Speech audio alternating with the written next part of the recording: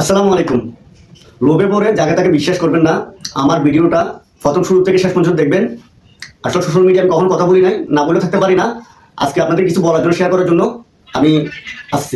আজকে বিকালে আমার মেসেঞ্জারে একটা মেসেজ আসছে, সেখানে বলা হয়েছে আমি একটা আইফোন 17 প্রো ম্যাক্স জিতেছি। তারা আমার মেসেঞ্জারে একটা লিঙ্ক পাঠাইছিল।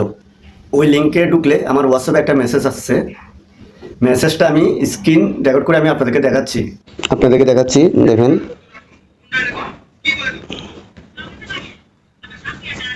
এই এই আইডিটা দেখেন, এইটার ভিতরে আমাকে এটা আসছিল। আসার পরে এই যে আমাকে লিঙ্ক পাঠাইছিল। ওনারা দেখেন লিঙ্কগুলো সব ডিলিট করে দিয়েছে। এই যে লিঙ্ক দেখেন 9272, এর নিচে আমার বক্স নম্বর হলো 8, মানে আমার গিফটের বক্স নম্বর হলো 8, সেটা আমাকে বলতে হবে।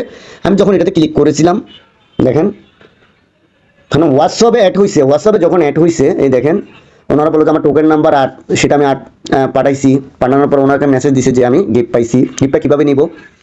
তখন ওনারা বললো যে আমাকে 6000 টাকা দিতে হবে। কোথায়? বিকাশে। বিকাশ নাম্বার কোনটা? বাংলাদেশের বিকাশ নাম্বার। ওনারা থাকে কি দুবাই থেকে সেটা পাঠাবে, এমনকি দুবাই থেকে বাংলাদেশে এয়ারপোর্টেও চলে আসছে। বাংলাদেশের এয়ারপোর্টে চলে আসছে গিফটটা। এখন আমি কাস্টম চার্জ দিতে হবে 6000 টাকা। সেটা দিলে তারপর আমি গিফটটা এখানে আমার কাছে চলে আসবে। তখন আমি বললাম যে ভাই আমার কাছে তো এত টাকা নাই, 4000 টাকা আছে। সমস্যা নাই, আগে আপনি 4000 টাকা বিকাশ করেন। আমাকে হিন্দিতে বললো আর কি, সবগুলো কথাবার্তা চলছিল হিন্দিতে।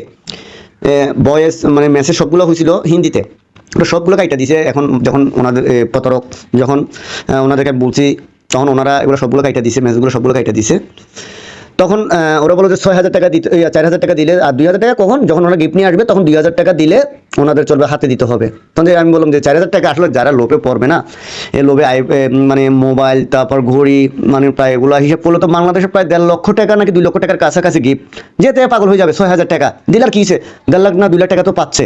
কারণ আপনার যদি 6000 টাকা দেয়, তো সবাই লোভে পড়ে। যখন আপনি বিকাশে দিবেন তখন দেখবেন যে ওনাদের সাথে আর কোনো যোগাযোগ হবে না, আপনার টাকা সবগুলো পানিতে চলে যাবে। তা আশা করি কেউ এইভাবে লোভে পড়বেন না। সবাই ভিডিওটা শেয়ার করবেন, এমনকি সবাইকে দেখার সুযোগ করে দিবেন। আসসালামু আলাইকুম, ভালো থাকবেন।